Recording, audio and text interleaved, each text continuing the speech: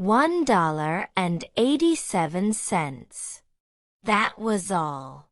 Every day, when she went to the shops, she spent very little money. She bought the cheapest meat, the cheapest vegetables. And when she was tired, she still walked round and round the shops to find the cheapest food. She saved every cent possible. Delia counted the money again. There was no mistake. $1.87. That was all. And the next day was Christmas. She couldn't do anything about it. She could only sit down and cry. So she sat there, in the poor little room, and she cried. Delia lived in this poor little room, in New York, with her husband, James Dillingham Young. They also had a bedroom, and a kitchen and a bathroom. All poor little rooms. James Dillingham Young was lucky, because he had a job, but it was not a good job. These rooms took most of his money. Delia tried to find work, but times were bad, and there was no work for her. But when Mr. James Dillingham Young came home to his rooms, Mrs. James Dillingham Young called him Jim and put her arms round him. And that was good. Delia stopped crying and she washed her face. She stood by the window and looked out at a gray cat on a gray wall in the gray road. Tomorrow was Christmas Day, and she had only $1.87 to buy Jim a Christmas present. Her Jim. She wanted very much to buy him something really fine, something to show how much she loved him. Suddenly, Delia turned round and ran over to look in the glass on the wall.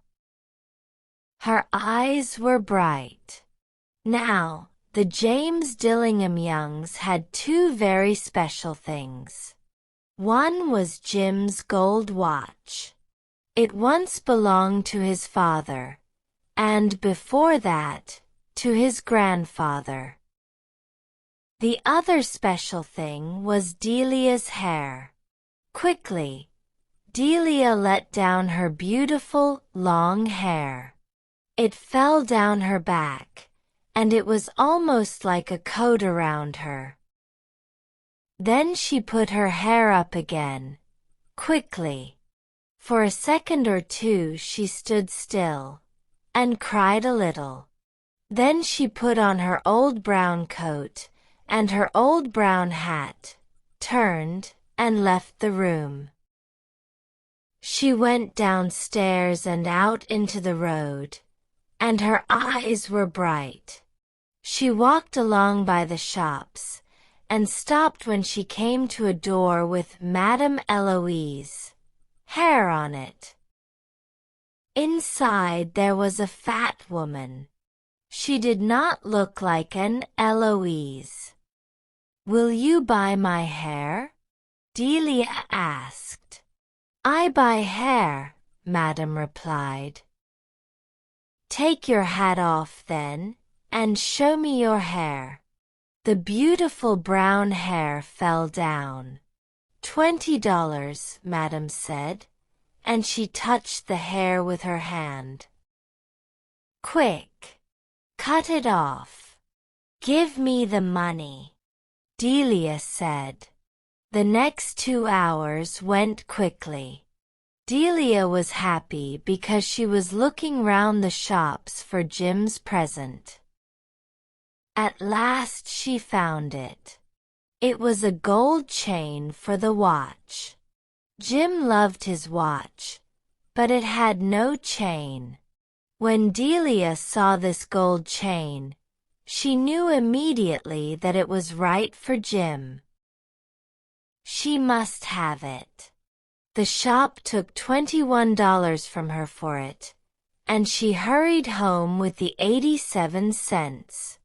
When she arrived there, she looked at her very short hair in the glass. "What can I do with it?" she thought. For the next half an hour she was very busy. Then she looked again in the glass. Her hair was now in very small curls all over her head. "Oh dear! I look like a schoolgirl," she said to herself. "What's Jim going to say when he sees me?" At 7 o'clock the dinner was nearly ready, and Delia was waiting. "Oh, I hope he thinks that I'm still beautiful," she thought. The door opened and Jim came in and closed it. He looked very thin and he needed a new coat. His eyes were on Delia. She could not understand the look on his face, and she was afraid. He was not angry or surprised. He just watched her, with that strange look on his face. Delia ran to him. "Jim," she cried, "don't look at me like that. I sold my hair because I wanted to give you a present. It will soon be long again. I had to do it, Jim. Say Happy Christmas, please." "I have a wonderful present for you." "You've cut off your hair?" asked Jim. "Yes. I cut it off and sold it," Delia said. "But don't you love me any more, Jim? I'm still me." Jim looked round the room. "You say your hair has gone?"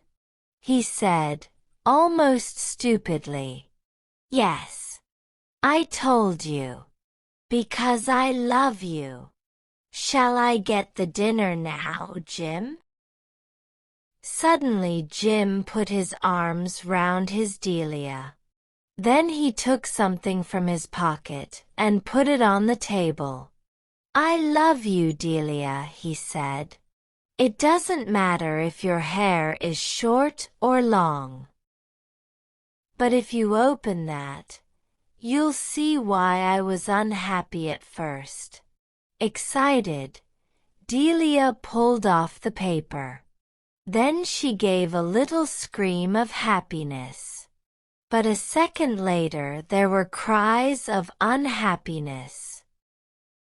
Because there were the combs for her beautiful hair.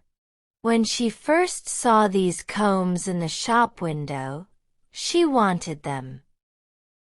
They were beautiful combs, expensive combs, and now they were her combs. But she no longer had her hair. Delia picked them up and held them. Her eyes were full of love. "But my hair will soon be long again, Jim." And then Delia remembered. She jumped up and cried, "Oh! Oh!"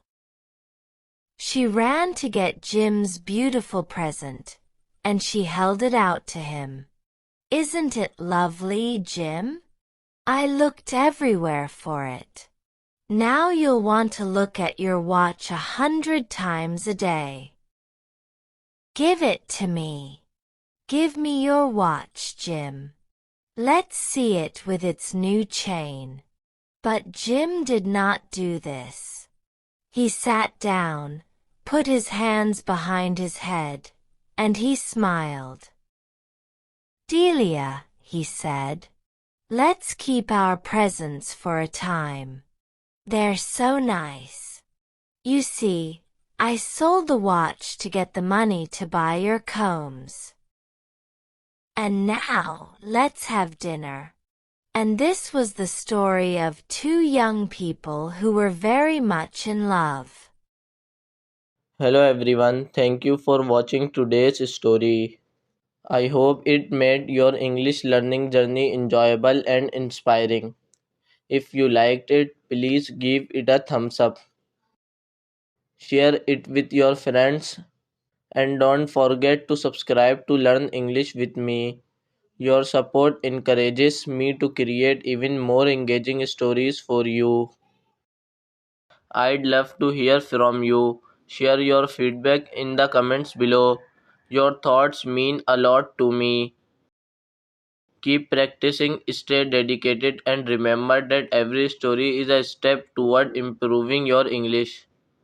Thanks for being here, and I will see you in the next video. Take care and have a great day.